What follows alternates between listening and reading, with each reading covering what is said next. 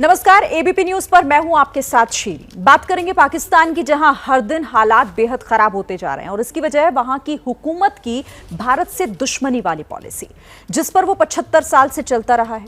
लेकिन नेताओं की इस गलती की कीमत पाकिस्तान की भूखी जनता भुगत रही है इस वक्त, जिसके पास पेट पर पत्थर बांधकर सोने के अलावा कोई दूसरा चारा नहीं है। लोग खुलेआम बोल रहे हैं कि मौत शरीफ की हुकूमत में जीने से बेहतर है। कंगाली की कगार पर खड़े पाकिस्तान को आज की तारीख में हिंदुस्तान बेहतर दिखने लगा है। अवाम कह रही है कि काश हम हिंदुस्तान से अलग ना होते। और उस पर बात करने के लिए इस वक्त मेरे साथ दो खास मेहमान जुड़ रहे हैं। पाकिस्तान की पत्रकार मोना आलम इस्लामाबाद से इस वक्त जुड़ रही हैं हमारे साथ, और कनाडा से वरिष्ठ पत्रकार, लेखक और स्तंभकार तारिक फतेह सर हमारे साथ हैं। बहुत स्वागत है आप दोनों का। लेकिन शुरुआत मोना आलम आपसे कर लेती हूँ। जो हालात इस वक्त पाकिस्तान में बने हुए हैं, भूखों मर रही है जनता वहां की, जिम्मेदार कौन है इस हालात के? देखिए, एक्चुअली प्रॉब्लम काफी डीप रूटेड है। पाकिस्तान के इकोनॉमिक प्रॉब्लम्स और जो इनकी सेल्फ डिपेंडेंस ना होना है अपने अपने रिसोर्सेज पे, वो एक सबसे बड़ा प्रॉब्लम है। कई सालों से चल रहा है, इसमें कोई शक नहीं। हमारी प्रायोरिटीज बहुत अलग है।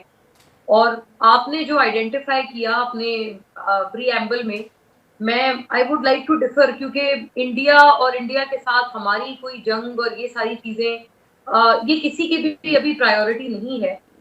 वजह ये है कि इस वक्त पॉलिटिकल जो सियासी पोलराइजेशन है पाकिस्तान में, that is compared to none other. और इस तरह के हालात हैं जो हम कहते हैं या सुनते हैं कि 71 के टाइम पर इस तरह की पॉलिटिकल पोलराइजेशन हुआ करती थी पाकिस्तान में।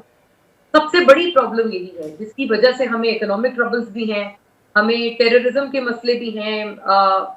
टीटीपी दोबारा यहाँ पर री इमर्ज हुई है और वो हमले करा रहे हैं, आपको पता है। आर्मी पब्लिक स्कूल के पास बाद कहा जाता है second most horrific incident in Peshawar जो अभी हुआ है, जो मस्जिद पे हमला हुआ है, सुसाइड अटैक हुआ है, टीटीपी ने किया है। तो उसके बाद सूरत हाल और भी यहाँ पर प्रॉब्लमेटिक है। और उसकी सबसे बड़ी वजह जो हम लोग आइडेंटिफाई कर पाए हैं अब तक, वो ये है कि प्रायोरिटीज कुछ और है। प्रायोरिटीज आपस में सियासी लड़ाई है। चाहे वो अपोजिशन हो, अपोजिशन में पाकिस्तान तहरीके इंसाफ है जो कि इमरान खान की पार्टी है। वो लोग भी एक उसी हवाले से वो अपनी एक सियासी जंग लड़ रहे हैं। जो गवर्नमेंट है वो भी उनके लोगों को पकड़ रहे हैं आए दिन। प्रायोरिटीज की बात कर रही है मोना आलम। जिस तरह के हालात हैं उस आवाम के बारे में तो लग रहा है कि वहां कोई सोच ही नहीं रहा। प्रायोरिटी सबसे पहले किसी भी हुकूमत की क्या होनी चाहिए? वहां की आवाम, क्योंकि वही चुनकर आपको भेजते हैं उस किसी भी मुल्क पर राज करने के लिए, वही त्राहिमाम कर रही है। एब्सोल्युटली। तारिक फतेह सर, क्या लगता है आपको? मतलब लोग, जिसे गुनाह कहा जाता है इस्लाम में खुदकुशी करना, लोग कह रहे हैं कि हमारे पास कोई दूसरा रास्ता नहीं है। कुछ दिन अगर और ऐसे गुजारे तो शायद उसी दिशा में आगे बढ़ेंगे हम। देखिए, जब आपने इस्लाम और पाकिस्तान को जोड़ लिया और दुनिया भर के जो मसाइल हैं मुसलमानों के, वो आपने एम्ब्रेस कर लिया और अपने आप को दरियाई सिंध और पंजाब और इससे छोड़ के नकली अरब और नकली तुर्की और नकली फारसी बन के रहने की कोशिश की, तो यही होगा।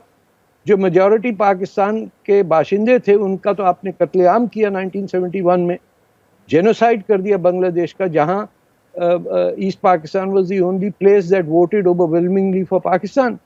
तो उसको छोड़ दीजिए। ये जब तक आप धर्म और सियासत को जोड़ के रखेंगे, आपका यही हशर होगा। क्योंकि जब पूरी इस्लामी तारीख में जब भी आपने इस्लाम को इन्वोक किया है, तो वहां तो रसूलुल्लाह की औलादों को मार दिया, उमय्यदों ने शहीद कर दिया। आप ऑटोमन्स को देखिए, आप फातिमाइज को देखिए, पूरा मिस्र खाली कर दिया। वो आके हिंदुस्तान में पनाह मिली उन्हें गुजरात स्टेट के अंदर। सलाउद्दीन अय्यूबी बहुत बड़ा हीरो है मुसलमानों का, उसने पूरी फातिमाइन डायनेस्टी खत्म कर दी।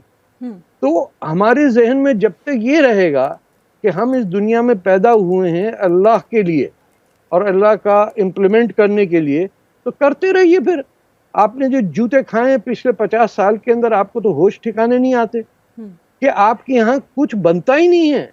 बाइसिकल पहले बन जाया करती थी, अब तो वो भी सुना नहीं बन रही। बस बाहर से एनिमल फूड, जो पैसे वाले हैं वो अपने पेट्स का खाना बाहर से मंगाते हैं। और पाकिस्तान की बात करें, जितने वर्किंग क्लास है वो पैसे पाकिस्तान को भेजता है, जितनी पाकिस्तान की एलीट है वो पैसा लेके बाहर भेज देती है। तो this is a country made for the upper class, और इसमें आम आदमी का कोई ताल्लुक नहीं है मुल्क से। उसको कौन ढूंढता है? कभी पाकिस्तान में ये सोचा है किसी ने कि जो आम वर्किंग क्लास है उसकी क्या होगी जिंदगी? आपने एग्रीकल्चर खत्म कर दिया तो ये लोग, किसान लोग कहाँ जाएंगे? बोले इनको भेज दो सऊदी अरेबिया, कतर वगैरह, वहां से पैसे कमा के हमें भेजेंगे ताकि हमारी महंगी महंगी गाड़ियां चलती रहें। It is one of the most cruellest society that exist on earth, कि गरीबों का माल लूट के खाने वाले लोग अपनी, उनके नौकरों के नौकर होते हैं। ये अंदाजा लगाइए कि वो बैठे हुए अपने घरों के अंदर शान और शौकत के महल बना के, कंपाउंड है और लेक है और एक टाइगर भी रखा हुआ है और पीछे स्विमिंग पूल भी है। ये जेब देता है इस मुल्क को।